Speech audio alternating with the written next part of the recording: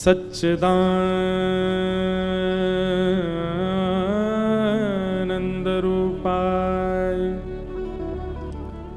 विश्वोत्पत्त्यादिहेतवे तापत्रयविनाशाय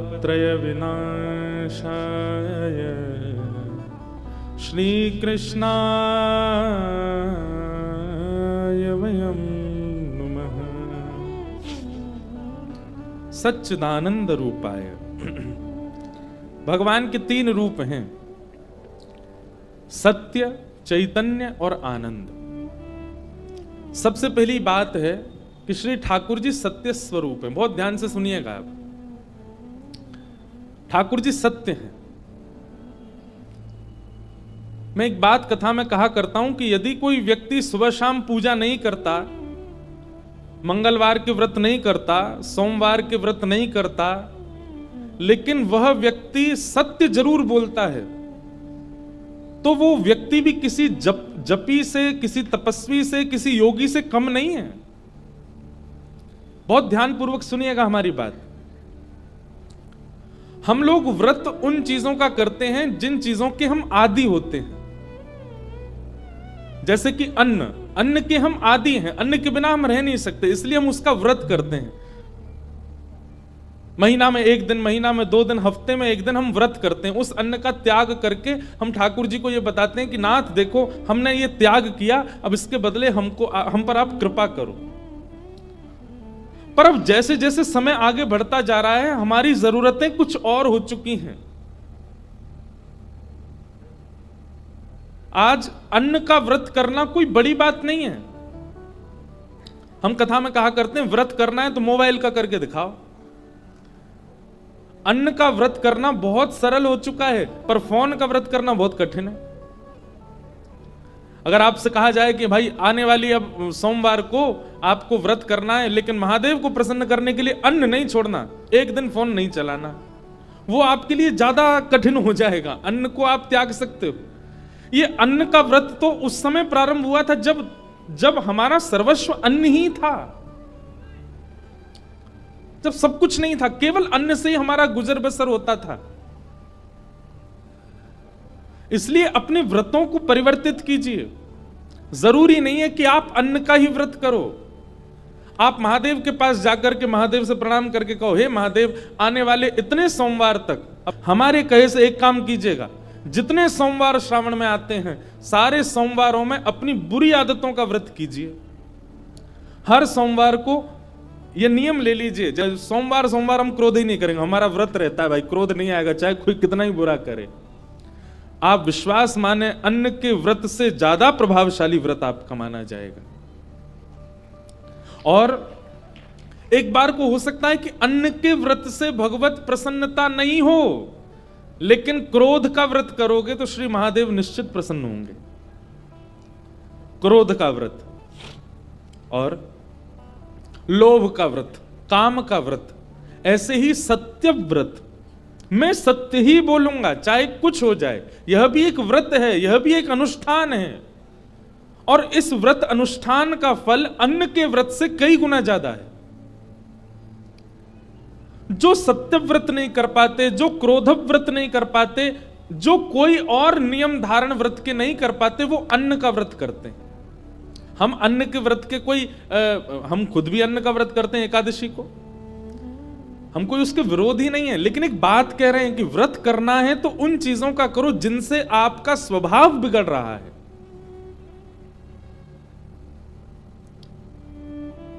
व्रत ऐसा करो क्योंकि सत्य भगवान का स्वरूप है। हफ्ते में 1 दिन ऐसा रखिए कि चाहे जो हो जाए, इस दिन असत्य बोलना ही नहीं, मजाक में भी नहीं बोलना।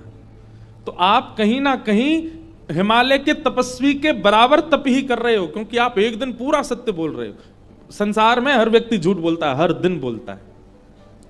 व्यास मंच पर हम बैठे हैं, हमसे भी झूठ बोलता है। व्यास मंच पर नहीं बोलता, पर अपने व्यवहार में, अपने परिवार में, अपने मित्रता में, अपने सखे संबंधियों के साथ हमारा भी झूठ हो जाता है। लेकिन कोई एक ऐसा दिन हो, और एक बात याद रखिएगा, आप जिस दिन को चुनेंगे कि उस दिन हमको सत्य ही बोलना है, ठाकुर जी भी परीक्षा उसी दिन करेंगे। ऐसी कोई नीति बनाएंगे कि आपको सत्य बोलना ही पड़ेगा, आप सत्य से बचोगे ही। लेकिन याद रहिएगा, अपने अपने व्रत के प्रति निष्ठावान हो जाइएगा, चाहे जो हो जाए आप सत्य ही बोलो। एक कथा सुनाए, नामदेव जी महाराज हुए महाराष्ट्र में।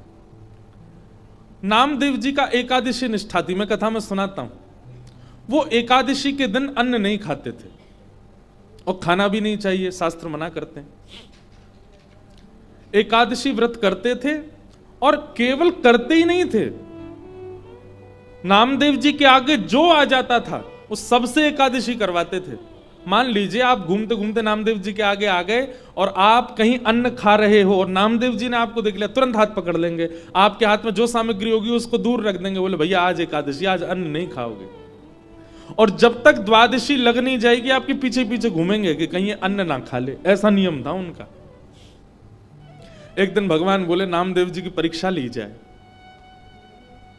और ठाकुर जी एक दीन हिंसा ब्राह्मण बनकर के आ गए, और एकादशी के दिन नामदेव जी के द्वार पर आकर के ठाकुर जी ऐसे गिर पड़े। नामदेव जी दौड़ करके गए, अरे ब्राह्मण देवता आए हैं, अरे कोई जल लेकर के आओ, अरे गृहिणी सुनो जल्दी इनकी सेवा करो। वो ब्राह्मण कहने लगा, अरे भैया नामदेव, मैं बहुत दिन से भूखा हूं, मुझे किसी ने कहा इस नगर में तुम ही वैष्णव हो, कृपा करके मुझे कुछ खिला दो ना, अन्न खिला दो, मुझे बहुत भूख लगी है। नामदेव जी बोले क्षमा करना भगवान, आज तो एकादशी है।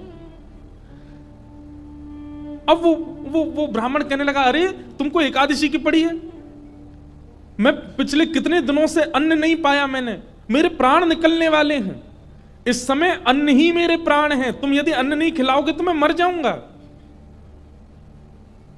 नामदेव जी महाराज बोले, भगवान केला खा लो, सेब खा लो, दूध पी लो, पर अन्न नहीं खिलाऊंगा, आज एकादशी है, और मेरे प्राण निकल गए तो? नामदेव जी बोले, तो फिर बहुत अच्छा है, एकादशी के दिन प्राण निकलेंगे तो वैकुंठ ही जाओगे, लेकिन अन्न नहीं खाने दूंगा, चाहे आप जो कहो। अब वो कोई ब्राह्मण कोई और थोड़ी, भगवान ही आए थे। अब तो ठाकुर जी जोर जोर से चिल्लाने लगे, अरे भैया मुझे कोई बचाओ, मुझे कोई अन्न खिलाओ, मुझे कोई रोटी चावल कुछ तो खिलाओ, मेरे प्राण निकल रही है, नामदेव मुझे कुछ नहीं खिला रहा है। अड़ोसी पड़ोसी इकट्ठे हो गए, सब लोग बोले, ए नामदेव तुम्हारी एकादशी है, तुम करो एकादशी, उनसे क्यों करवा रहे हो? नामदेव जी बोले, मेरा नियम है, मेरी आंखों के आगे जो आ जाएगा सबसे करवाऊंगा मैं तो। अब पड़ोसी कहने लगे, ब्राह्मण देवता आप तो हमारे साथ चलो, हमारे यहां चलो, वहां पा लेना। नामदेव जी ने हाथ पकड़ लिया, बोले ले जाने भी नहीं दूंगा।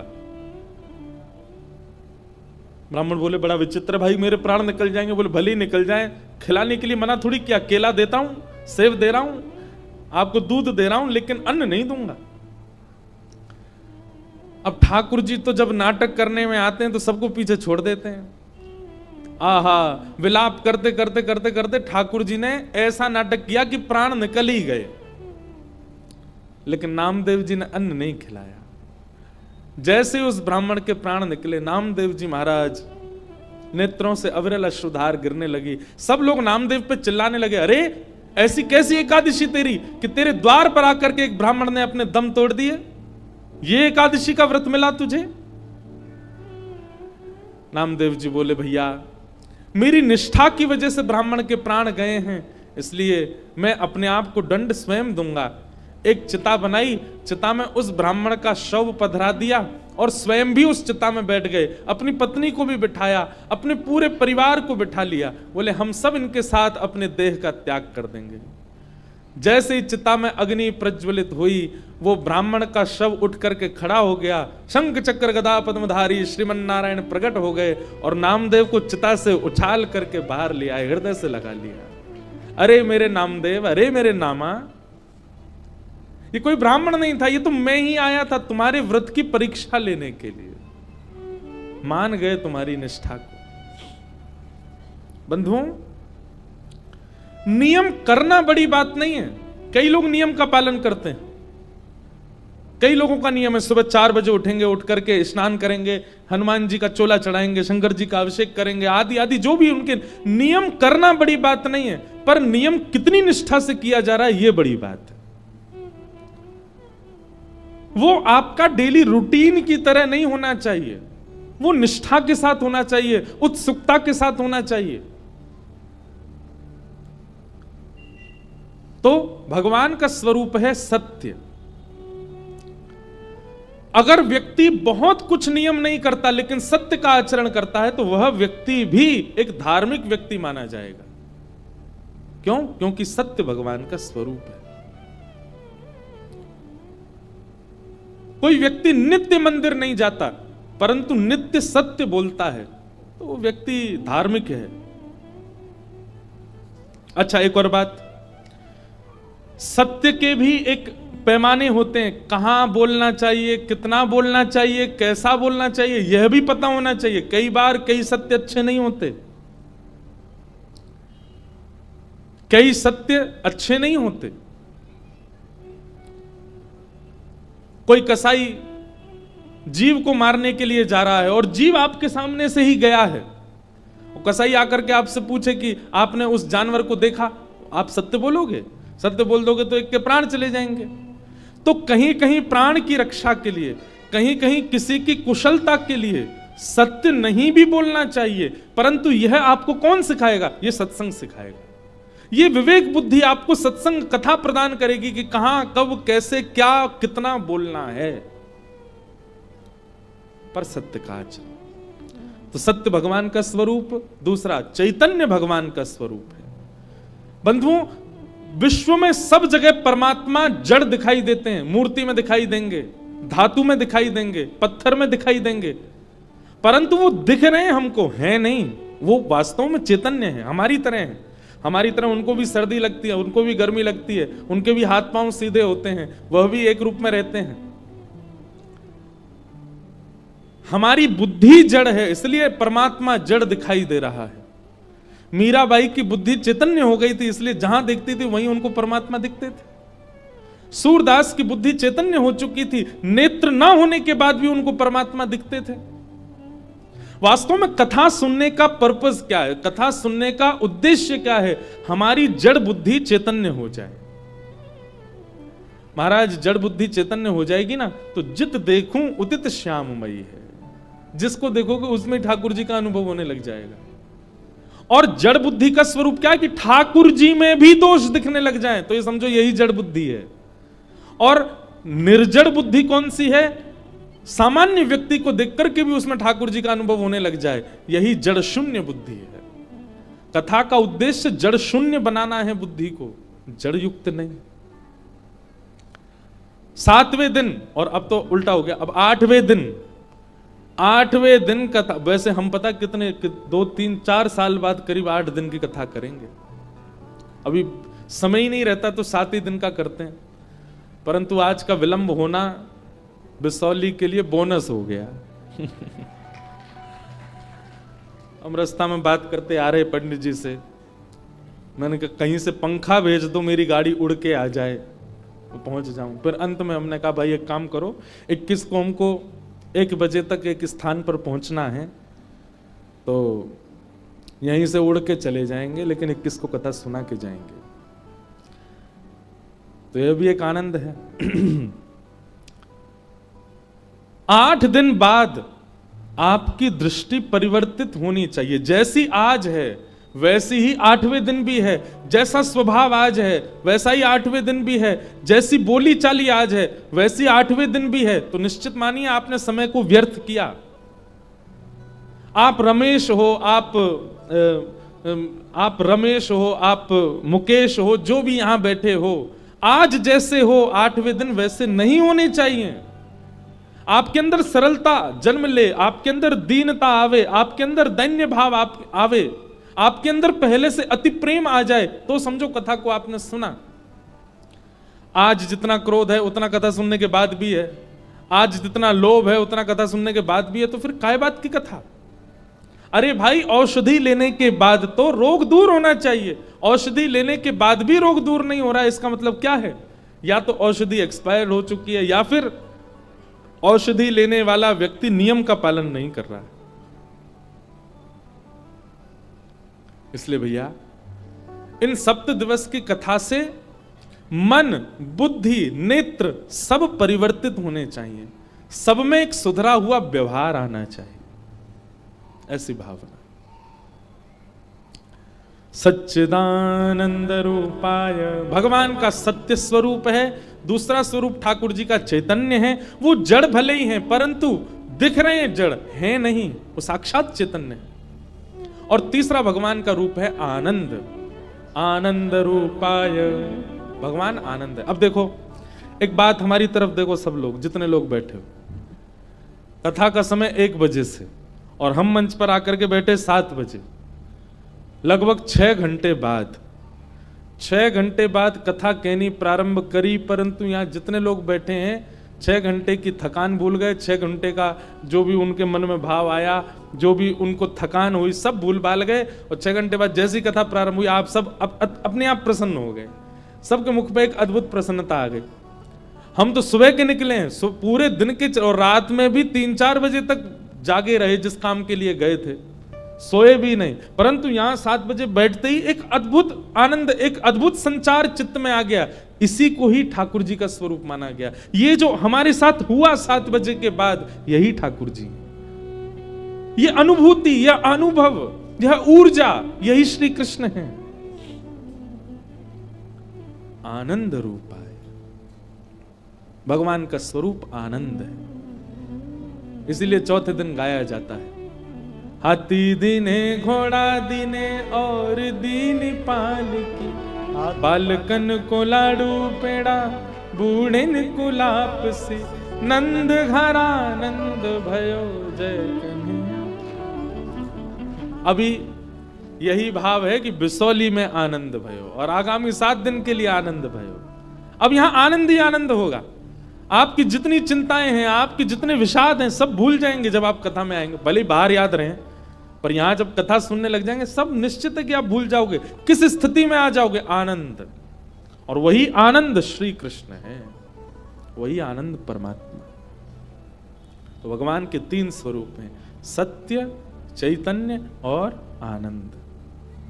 सच्चिदानंद रूपाय, 3 भगवान के काम हैं। क्या?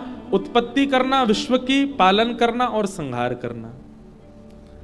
और 3 भगवान के स्वभाव हैं। क्या? तापत्रय विनाशाय, आदिदैविक, आदिभौतिक, आध्यात्मिक, तीनों तापों का जो विनाश कर देते हैं। ऐसे श्री कृष्णाय वयम नमः। कोई तन दुखी, कोई मन दुखी, कोई धन बिन रहत उदास, थोड़े थोड़े सब दुखी, सुखी राम के दास। कोई तन से परेशान है, बीमारियां लगी हैं। कोई धन से परेशान है कि धन ही नहीं है।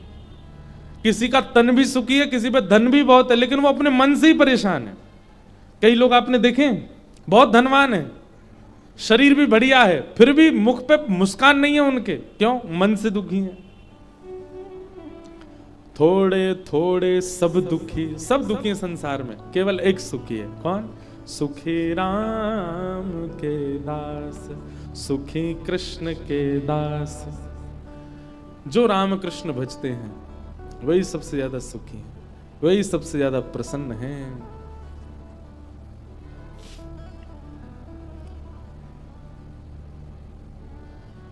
हरि का भजन करो, हरि है हमारा। हरि का भजन सब लोग गाओ। हरि है हमारा। हरि का भजन करो, हरि है हमारा। हरि का भजन करो, हरि है हमारा। हे हरि नाम लेने वाला, हरि नाम लेने वाला, हरि नाम गाने वाला, हरि नाम लेने वाला। हरि का है प्यारा। हरि का भजन करो, हरि है हमारा। हरि का भजन करताल बजा के गाओ। श्री राधा रमण लाल की।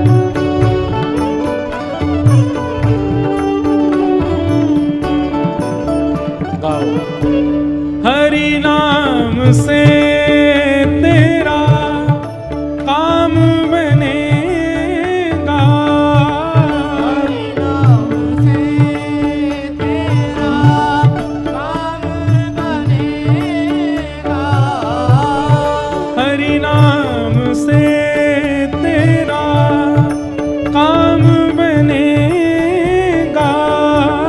हरि नाम से तेरा काम बनेगा, हरि नाम ही तेरे साथ चलेगा, हरि नाम ही तेरे साथ चलेगा, हरि नाम लेने वाला, नाम लेने वाला, प्रभु नाम गाने वाला, नाम गाने वाला, हरि का है प्यारा,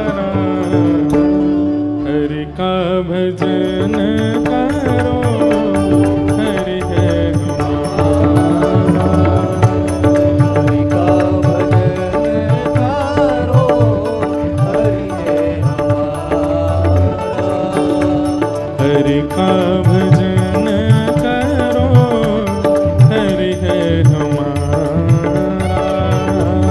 हरि का भजन करो, हरि है हमारा, हे हरि नाम लेने वाला, नाम लेने वाला, हरि नाम गाने वाला, नाम गाने वाला, ओ हरि का है प्यारा, हरि का भजन करो, हरि है हमारा। हरि का भजन करो, हरि है हमारा, हरि का भजन करो, हरि है हमारा।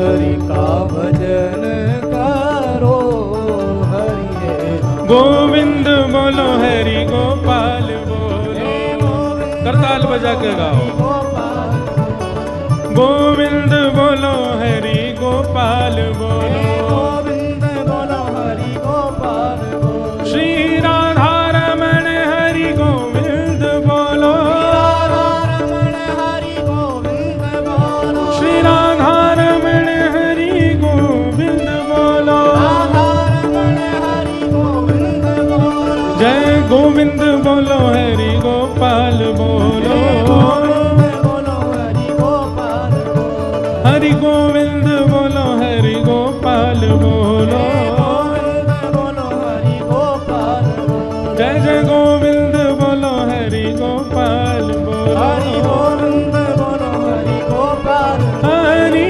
गोविंद बोलो, हरि गोपाल हरि बोलो, गोविंद बोलो, हरि गोपाल बोलो, हरि गोविंद बोलो, हरि गोपाल बोलो, गोविंद बोलो, जय जय। श्री राम, हरि नाम गाने वाला, हरि नाम गाने वाला, हरि का है प्यारा, हरि का भजन करो, हरि है हमारा। हरि का भजन करो, हरि है हमारा। हरि स्मृति सर्व विपद विमोक्षणम। ऐसे हरि जो त्रिकालाबाधिक हैं, सत्य, चैतन्य और आनंद, जिनके कर्म उत्पत्ति, पालन और प्रलय, जिनका स्वभाव आदिदैविक, आदि भौतिक, आध्यात्मिक तापों से ग्रसित को प्रसन्न करना, ऐसे श्री कृष्ण को हम बारंबार प्रणाम करते हैं। आज भागवत जी का महात्म्य है। महात्म्य का मतलब क्या होता है? महत्व। तो जो 8 दिन की कथा होती है उसमें विशेष रूप से कथा तो दूसरे दिन से ही शुरू होती है, पहले दिन महात्म्य होता है। मतलब हमारे सप्ताह जो काउंट होंगे वो कल से होंगे। आज प्रथम दिन केवल महात्म्य है। अगर 7 दिन की कथा होती है तो महात्म्य और प्रथम दिन दोनों पहले दिन ही करने होते हैं, तो फिर 7 दिन में कथा होती है। महात्म्य की थोड़ी चर्चा बस प्रारंभ मात्र करके फिर कथा को विराम देते हैं। भक्ति महारानी के 2 पुत्र हैं, ज्ञान और वैराग्य। भक्ति सबके चित्त में है, भक्ति सबके अंदर होती है, परंतु कोई भी व्यक्ति ज्ञान और वैराग्य के आदि नहीं होते। इस पंडाल में भी, बिसौली में, बदायूं में, बरेली में, आसपास के क्षेत्रों में भक्तों की गिनती यदि करोगे तो लाखों में हो जाएगी, परंतु ज्ञानियों की गिनती करोगे, वैरागियों की गिनती करोगे तो शायद उंगली में गिन पाओ, इतने ही मिलेंगे। बहुत ध्यानपूर्वक सुनिएगा। और जबकि भक्ति के ही ये दोनों पुत्र हैं, ज्ञान और वैराग्य। लोग प्रश्न करते हैं, हम इतने वर्षों से सेवा कर रहे हैं, इतने वर्षों से पूजा कर रहे हैं, इतने वर्षों से हमारा ये नियम चलता आ रहा है, दान कर रहे हैं, पुण्य कर रहे हैं, फिर भी महाराज जी मन में शांति क्यों नहीं है? आप भक्ति तो कर रहे हो, पर भक्ति के 2 पुत्र ज्ञान और वैराग्य को त्याग रखा है। और जब पुत्र ही नहीं होंगे तो मां प्रसन्न कैसे रह सकती है, या मां प्रसन्न कैसे रख सकती है?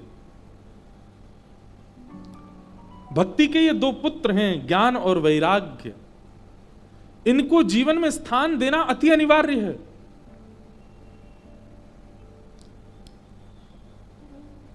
अब रही बात ज्ञान और वैराग्य, मैं कथा में कहा करता हूं, ज्ञान का मतलब बहुत ज्यादा पता होना नहीं होता।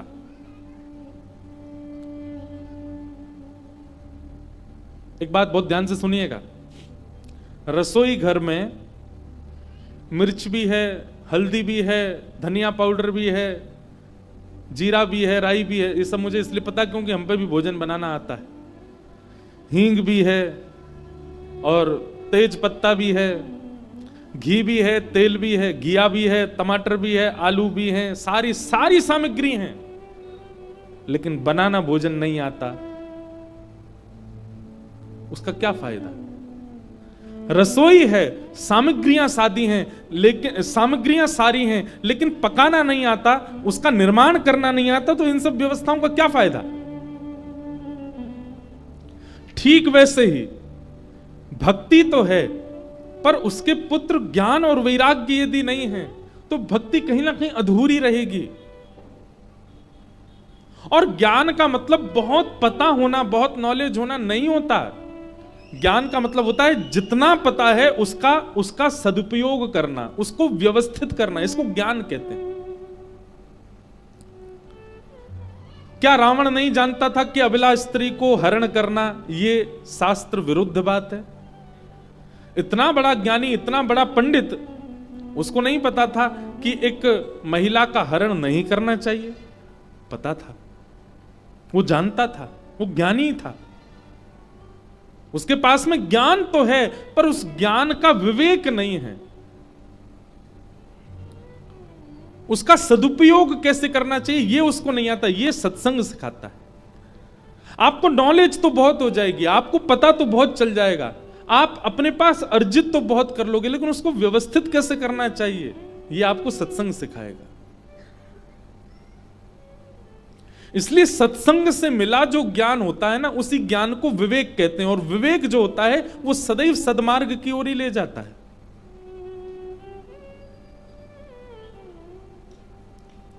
इसलिए भक्ति तो हमारे चित्त में है, पर उसके पुत्र ज्ञान को भी लाइए, उसके दूसरे पुत्र वैराग्य को। अब वैराग्य का मतलब क्या है?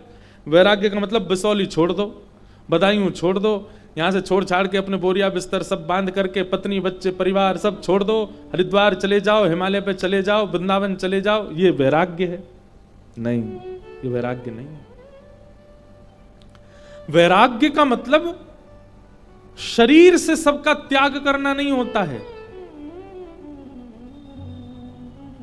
अपनी उपस्थिति को अनुपस्थिति बना देना वैराग्य नहीं होता है। वैराग्य का मतलब होता है भले ही देह से आप वहां उपस्थित हो, पर मन आपका उससे विचलित नहीं होता, इसको वैराग्य कहते हैं। घर छोड़ के चले गए वैराग्य लेकर के हिमालय में, लेकिन 24 घंटा चिंतन चल रहा है पत्नी का ही, 24 घंटा चिंतन चल रहा है बच्चों का, 24 घंटे चिंतन चल रहा है। पत्नी होती तो बढ़िया फूली फूली रोटी बनाती हैं, आलू की सब्जी से प्रेम से पाते। अब यहाँ वैराग्य लेकर के हिमालय पे आ गए, भिक्षा मांगनी पड़ती है, किसी किसी दिन तो मिलती भी नहीं है, कुछ भी रूखा सूखा खा के गुजर बसर करना पड़ता है। ऐसा वैराग्य किस काम का? एक बात याद रखिएगा, ग्रह त्याग करके वैराग्य कोई एक दो ही कर पाते हैं, वैराग्य तो घर में रह करके होता है। और वैराग्य का मतलब क्या है? सबके बीच रहते हुए भी, सारे संबंध नियम निभाते हुए भी किसी के प्रति आसक्ति ना रखना, इसको वैराग्य कहते हैं। यह मूल वैराग्य है। सामने वाले को लगता है कि आप बिल्कुल घरेलू हो, आप बिल्कुल संसारी हो, पर केवल आप बाह्य रूप से उसको दिखा रहे हो कि आप संसारी हो, पर मन से आप पूर्ण विरक्त हो। आपके चित्त में किंचित भी संसार के प्रति आसक्ति की भावना नहीं है, इसी को वैराग्य कहते हैं। 56 भोग सामने रखे हैं, वहां से उठ करके नहीं गए आप, बैठे हैं 56 भोग के बीच में ही, लेकिन अपनी जीभ पर पानी नहीं आने दे रहे हैं, इसको वैराग्य कहते हैं। वैराग्य का मतलब वस्तु का त्याग नहीं, वैराग्य का मतलब वस्तु के प्रति इच्छा का त्याग, उसको वैराग्य कहते हैं। और ये वैराग्य भक्ति के दूसरे पुत्र हैं। तो ज्ञान और वैराग्य के बिना भक्ति के मार्ग पर यदि आप हैं, भक्ति प्रधान है, भक्ति सर्वस्व है, पर कहीं ना कहीं ज्ञान और वैराग्य भी साथ होंगे तो भक्ति पुष्ट होगी, भक्ति आपको प्रसन्न करेगी, भक्ति आपको सम बना देगी। नहीं तो आप विचलित ही रहोगे, कितने भी नियम कर लो, कितनी भी कथाएं सुन लो, कितनी भी भक्ति कर लो, ज्ञान यानी कि विवेक, वैराग्य यानी कि आसक्ति नष्ट नहीं हुई है, तो भक्ति से आप कभी प्रसन्न नहीं रह पाओगे। तो भक्ति के दो पुत्र हैं, ज्ञान और वैराग्य। दोनों वृद्ध हो गए थे, तब भक्ति महारानी ने नारद जी से कहा कि मेरे पुत्रों की युवावस्था के लिए कुछ उपाय करो। ये दोनों वृद्ध हो गए, मैं युवा हूं, ये दोनों वृद्ध हैं। तब नारद जी महाराज ने विचार किया कि इनकी वृद्धता का कारण है लोगों में ज्ञान वैराग्य न होना। लोगों में भक्ति है इसलिए भक्ति युवा है, ज्ञान वैराग्य नहीं है इसलिए ज्ञान वैराग्य दोनों वृद्ध हो गए। तो मानव के चित्त में ज्ञान वैराग्य जब उदित होगा तभी ये दोनों की जीर्णता, दोनों की वृद्धावस्था जाएगी। और उसके लिए क्या करना पड़ेगा? तब भ्रमण करते हुए नारद जी महाराज बद्रीनाथ गए, और तब वहां सनक सनंदन सनातन सनत कुमारों ने उनको एक अद्भुत यज्ञ के विषय में बताया, जो कि आज से बिसौली में प्रारंभ हुआ है, जिसका नाम है श्रीमद् भागवत सप्ताह कथा ज्ञान यज्ञ, ज्ञान महायज्ञ।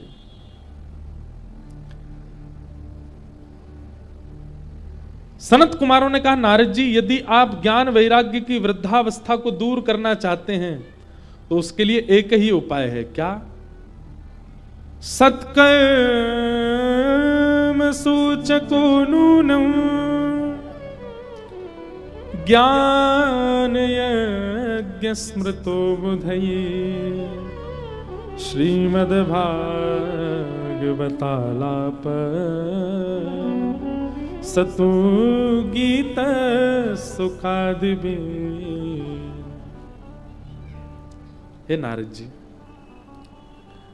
श्रीमद् भागवत की कथा कराओ, जो कि सुखदेव जी ने परीक्षित को सुनाई थी, वही सुख और परीक्षित संवाद का एक अनुष्ठान करो, उसी से ज्ञान वैराग्य दोनों युवान होंगे। और सनत कुमारों की बात मान करके नारद जी आए और ऋषिकेश के सुंदर गंगा जी के घाट पर आनंद वन में श्रीमद् भागवत की कथा हुई, और वहीं आकर के भक्ति के दोनों पुत्र ज्ञान और वैराग्य युवा हो गए, जिससे यह बात स्थापित हो गई कि भक्ति से मिलने वाली प्रसन्नता यदि चाहते हैं तो ज्ञान वैराग्य को युवा करना पड़ेगा, और ज्ञान वैराग्य की युवावस्था यदि चाहते हैं तो उसके लिए भागवत सुननी पड़ेगी। श्रीमद् भागवत ही एकमात्र ऐसा शास्त्र है जो आपके चित्त में ज्ञान और वैराग्य को युवा बना सकता है, ज्ञान और वैराग्य को पुष्ट कर सकता है।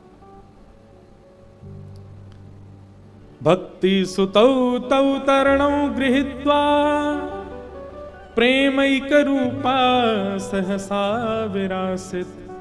श्री कृष्ण गोविंद हरे मुरारे नाथेति नामानि मुहुर्वदन्ते। श्री कृष्ण गोविंद हरे मुरारे, हे नाथ नारायण वासुदेव। इसी कीर्तन को करते करते ज्ञान और वैराग्य दोनों युवा हो गए और भक्ति महारानी अत्यंत प्रसन्न हो गई। बोलो श्रीमद् भागवत महापुराण की। इस प्रकार भागवत जी के महात्म्य में ज्ञान और वैराग्य की युवावस्था का कारण बताया। फिर दूसरी कथा आती है धुंधुकारी की। आत्मदेव नाम के ब्राह्मण थे, उनके कोई संतान नहीं थी। तब एक संत ने उनको एक फल दिया और कहा अपनी पत्नी को खिलाना, इससे तुम्हारे घर एक संतान होगी। परंतु उनकी पत्नी ने स्वयं फल नहीं खाया, बांझ गैया को खिला दिया और स्वयं चली गई मायके, ऐसा बहाना बना कि मैं तो अब गर्भवती हूं, माँ के यहां रहूंगी, वहीं सेवा कराऊंगी और वहां जब बालक जन्म लेगा तब आऊंगी। और अपनी सहेली के बालक को, जिसने 9 महीने बाद जन्म लिया, उसको अपना पुत्र बना करके घर ले आई। सहेली को बहुत पैसा दे दिया। आत्मदेव जी बड़े प्रसन्न हो गए कि मेरे घर पुत्र हुआ। तभी समाचार मिला कि गौशाला में भी गैया ने भी एक मानवों जैसे बालक को जन्म दिया। आत्मदेव जी ने उसका नाम गोकर्ण रखा और अपने पुत्र का नाम पत्नी के कहने पर धुंधुकारी रखा। बंधुओं देखो, एक बात सुनेंगे, नाम का भी बहुत प्रभाव होता है जीवन पर। प्राचीन काल में हम लोग ब्राह्मण देवताओं से नाम पूछते थे, संतों से, गुरुजनों से बालकों के नाम पूछते थे, या बड़े बुजुर्गों से नाम पूछते थे। आजकल गूगल गुरुजी बताते हैं नाम। बच्चों के नामकरण कौन कर रहे हैं? गूगल जी करते हैं। अब बिसौली का तो नहीं पता, बड़े शहरों में आप चले जाओ, बालक का जन्म होते ही जैसे जो अक्षर आएगा, ए अक्षर आया तो गूगल पे डाल देते हैं boys name from letter A, फिर नाम बताते हैं बहुत सारे। अब जो जनरेशन आ रही है ना, उनका, हम लोगों के, हमसे बड़े लोग जो यहाँ बैठे हैं, हम लोगों का नामकरण तो आचार्यों ने, ब्राह्मणों ने, संतों ने किया, या हमारे बड़े बुजुर्गों ने किया। पर अब जो जनरेशन आ रही है, उनका नामकरण गूगल गुरुजी करते हैं। इसीलिए वो 3 साल के होते ही उनको वही चाहिए, इंटरनेट ही चाहिए, वो अपने गुरुजी के पास ही भागते हैं, फोन ही चाहिए उनको। माँ कितना भी बैठाए, पिताजी कितना भी घुमाए, उससे उस बालक को चैन ही नहीं है। लेकिन फोन खोल के धर दो सामने, खुश हो जाता है, उसको लगा ओहो यही तो मेरे गुरुजी हैं, इन्होंने तो मेरा नामकरण किया था।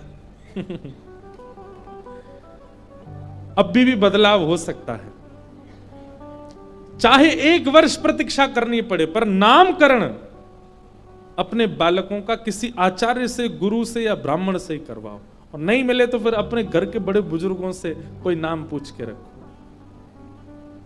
नाम से आप देख रहे हैं पूरा जीवन परिवर्तित होता है नाम से। नाम पर ही पूरा जीवन चलता है, और केवल जीवन नहीं चलता, आपके जाने के बाद भी नाम ही रह जाएगा संसार में। आपकी 3 पीढ़ियां तक जब हम पितृ बन जाएंगे, हम लोग भी जब चले जाएंगे, तो पिंडदान आदि भी हमारे नाम से ही किया जाएगा। नाम कब तक चलता है?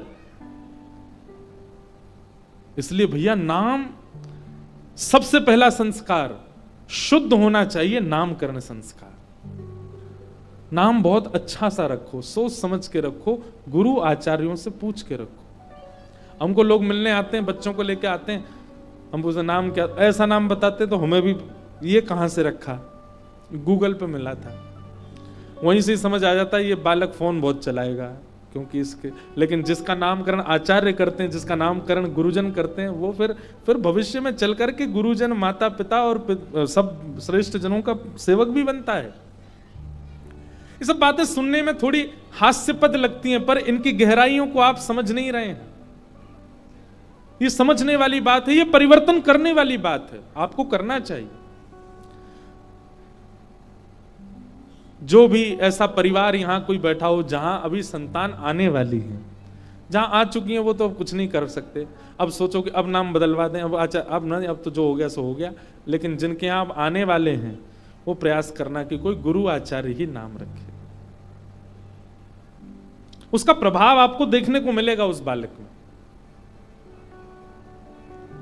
हमारा नाम, मुझे अपने नाम के बहुत कम लोग मिलते हैं दुनिया में। इंद्रेश नाम के लोग मुझे बहुत ही कम मिले, 1 या 2 ही मिले होंगे आज तक।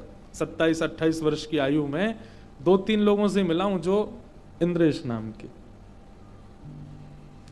हमारे पिताजी ने, हमारे गुरु महाराज परम पूजनीय प्रातःवंद श्रीमद् भागवत के सचल विग्रह श्री रामानुजाचार्य गुरु जी ने नाम रखा।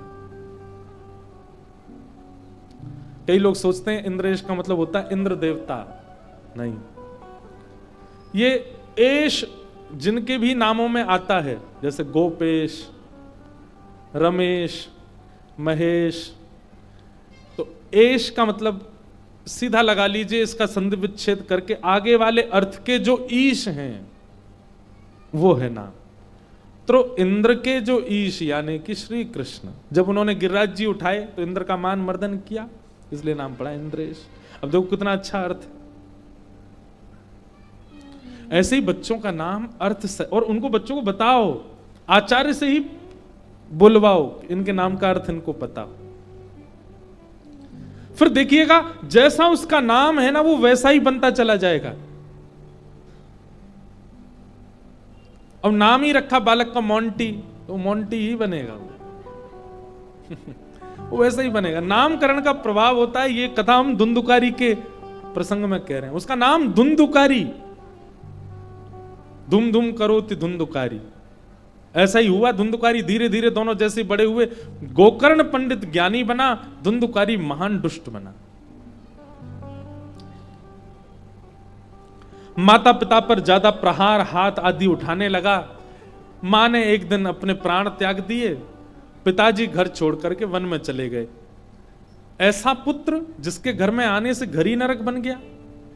बंधु एक बात ध्यान से सुनिएगा हमारी, पुत्र घर में जन्म ले इस बात की होड़ मत कीजिए, पात्र जन्म ले। और देखो जन्म चाहे पुत्र ले चाहे पुत्री ले, पात्र बनाना माता पिता के हाथ में। विवाह करना और उसके बाद गृहस्थी आगे बढ़ाना, यह बहुत बड़ा दायित्व होता है। आजकल लोग इसको मजाक में ले जाते हैं। हमारी प्रार्थना पुत्र पढ़ा लिखा बने, पुत्र भविष्य में चल करके लाखों करोड़ों रुपया कमावे, ये सब माता पिताओं की इच्छा होती है। पर अब परिवर्तन कीजिए। रुपए कमाना कोई बहुत बड़ी बात नहीं हो गई। अब संसार में कोई भी कमा लेता है। हम बहुत बड़ी बात नहीं कह रहे हैं, पर बहुत मेहनत करके पढ़ लिख करके एक डिग्री प्राप्त करने वाला व्यक्ति जितने रुपए कमाता है उससे कई गुना ज्यादा बिना पढ़े लिखे भी कमा रहे हैं आजकल। इसका मतलब हम बढ़ावा नहीं दे रहे हैं उस चीज को, पर हम एक बात कह रहे हैं कि धन कमाना बहुत सरल हो गया है। अब माता पिता के चित्त में यह इच्छा नहीं होनी चाहिए कि हमारा बालक धन कमाने वाला बने। माता पिता के चित्त में यह इच्छा होनी चाहिए चाहे जैसा भी हो अच्छा इंसान बने। इसका स्वभाव, इसका व्यवहार, इसकी बुद्धि, इसका चिंतन वो समाज को कुछ दे। भले ही बहुत ज्यादा ना कमा पाए, वो जरूरत नहीं हमको। बहुत ज्यादा कमाने वाला पुत्र पता है पुलिस ऋषि के खानदान में हुआ था। कौन? रावण। उसने तो इतना कमाया कि पूरी नगरी सोने की बना दी, और इतना ऐश्वर्य कमाया कि कुबेर भी उसके यहां पर झाड़ू पोंछा करने आ जाते हैं। देवता भी थर थर कांपते थे रावण के मारे। क्या ऐश्वर्य की कमी, क्या नाम की कमी, क्या यश की कमी, क्या धन की कमी थी रावण के पास। वो सब कुछ था रावण के पास जो आज का व्यक्ति चाहता है कि जीवन में मुझे मिले, पर चरित्र अच्छा नहीं था। और चरित्र अच्छा ना होने की वजह से लाखों वर्षों से हर दशहरा पर रावण जलाया जाता है। इसलिए भैया माता, ओ भैया आज तो हम अभी पीछे ही लुढ़कते। व्यासपीठ कह रही हैं कि अब समय पूरा हो गया, 8 बज गए, हम तो 1 बजे से प्रतीक्षा कर रहे हैं।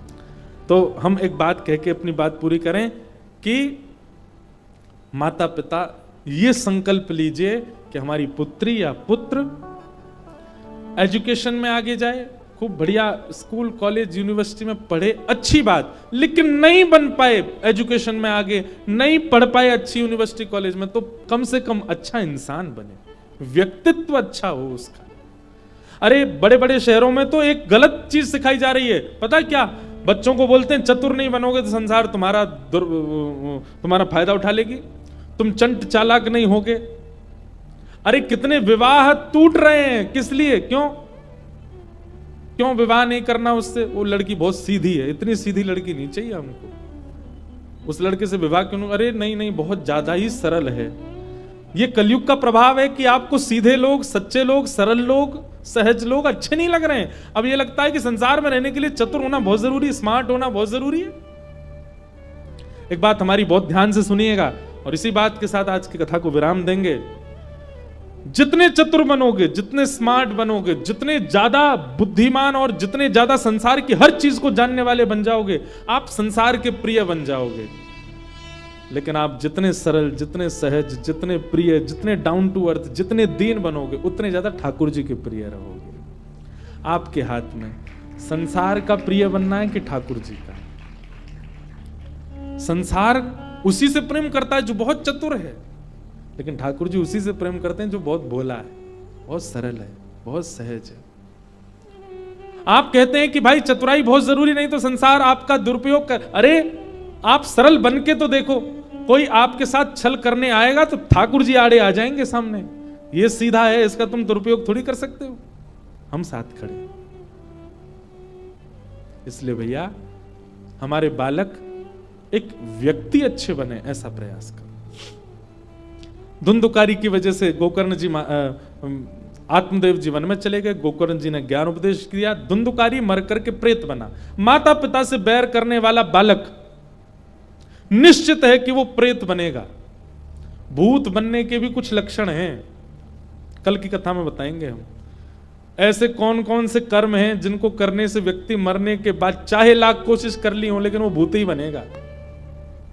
उनमें से एक लक्षण आज ही सुन लो, जो माता पिता पर कभी दुर्वचन बोल चुका है, जो माता पिता को कभी अपना अनहित चाहने वाले समझ करके उनके प्रति दुर्भाव रख चुका है। एक बात कहें, इस कलिकाल में कई जगह ऐसा भी देखने को मिला है कि माता पिता ने कुछ किया ऐसा जिसकी वजह से बालक के साथ अनित हुआ, परंतु फिर भी माता पिता ने ही कृपा करके आपको इस संसार में भेजा है। इसलिए कहीं ना कहीं आप उनके ऋणी हो, चाहे वो आपको उतनी प्रायोरिटी ना दें, फिर भी उनके प्रति कभी दुर्भाव आपके चित्त में नहीं आना चाहिए, नहीं तो मृत्यु के पश्चात थोड़ी देर के लिए सही प्रेत बनना पड़ेगा। और धुंधुकारी के साथ वही हो। धुंधुकारी ने तो बहुत कुछ किया था जिसकी वजह से वो प्रेत बने। गोकर्ण जी महाराज ने अनेक प्रयास किए लेकिन धुंधुकारी प्रेत योनि से मुक्त नहीं हुए। तब सूर्य भगवान ने गोकर्ण जी महाराज को कहा, इतना भयानक प्रेत योनि में पड़ा हुआ व्यक्ति भी मुक्त हो सकता है केवल एक उपाय से। किससे? भागवत की कथा से। श्रीमद् भागवत की कथा। आपको लग रहा है कि यहां कल से इतने लोग कथा बिसौली के सुनेंगे, बदायूं के सुनेंगे, बरेली के आके सुनेंगे, पर नहीं। ये जितना रिक्त स्थान है, जितनी भी खाली वायु स्थान, यहां कितनी प्रेतात्माएं, कितने छोटे छोटे जीव हमारे व्यास मंच पे बैठते ही यहां विराजमान हो गए होंगे, जो ना जाने कब से प्रतीक्षा कर रहे थे कि कब यहां कथा हो और कब हम उस कथा को सुनकर के मुक्त हो जाएं। इस सप्ताह यज्ञ से जीवित मानव का कल्याण तो होता ही है, परंतु जो जीवित नहीं है और कितने जन्मों से ना जाने प्रेत योनियों में पड़े हैं, वह भी मुक्त होते हैं। हमने तो कितनी बार कथाओं में अनुभव किया है। प्रेत योनि से मुक्त होते हुए अनुभव किया है। केवल यहां जीवित लोग नहीं, ना जाने कितनी अचेतन अदृश्य जीवात्माएं भी इस कथा पंडाल में होंगी, जो कथा सुन रही होंगी, और 7 दिन बाद वो मुक्त हो जाएंगे। भागवत जी में वर्णन है इस बात का। भागवत जी की कथा होते ही धुंधकारी प्रेत योनि से मुक्त होकर के भगवत धाम को प्रस्थान कर गए। बोलो श्रीमद् भागवत महापुराण की। इस प्रकार भागवत जी का महात्म्य सुनाया गया। उन महात्मा को हम प्रणाम करते हैं और पुनश्च आज प्रथम दिन बहुत विलंब से आने के लिए फिर क्षमा प्रार्थी हैं। कल से कथा आप 1:30 बजे आकर के विराजमान हो जाएं, 2 बजे से 5 साढ़े 5 बजे तक, और अगर हमारा मन ज्यादा ही लग गया तो 6-7 बजे तक भी चल सकती है। तो कथा का क्रम चलेगा। खूब भाव से आप सब लोग श्रवण करो।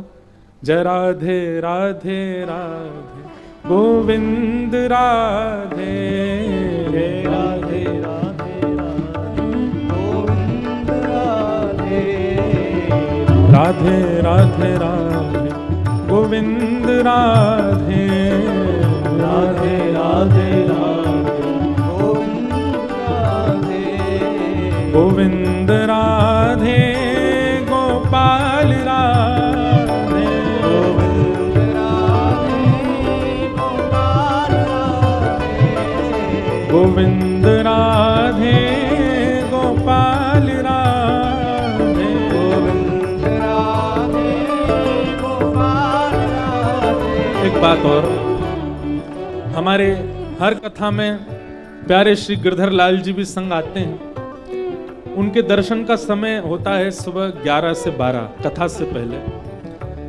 परंतु कल अवकाश में हैं लाल जी, कल सबसे नहीं मिले। परसों से लाल जी के दर्शन होंगे, तो इसलिए कल आप सब लोग कथा में ही आना। परसों से फिर सुबह 11 से 12 लाल जी के दर्शन भी होंगे। भाव से सब लोग जय राधे राधे राधे गोविंद राधे, राधे राधे राधे गोविंद राधे, श्री राधे राधे राधे गोविंद राधे, राधे राधे राधे गोविंद राधे। आरती अति पावन पुराण के, आरती अति पावन पुराण की, धर्म भक्ति विज्ञान काल की, धर्म भक्ति विज्ञान काल की, महापुराण भागवत निर्मल, सुख मुख विगलित निगाह कल्प फल, परमानंद सुधारस में लीलारती रस रस निधान की, आरती अति पावन पुराण की, विषय विलास विमोह विनाशिनी, विमल विराग विवेक विकासिनी, भगवत तत्व रहस्य प्रकाशिनी, परम ज्योत परमात्म ज्ञान की, आरती अति पावन पुराण की, परमहंस मुनि मन उल्लासिनी, रस हृदय रस रास विलासिनी, मुक्ति मुक्ति रति प्रेम सुदास, कथा किंचन की है सुजान की, धर्म भक्ति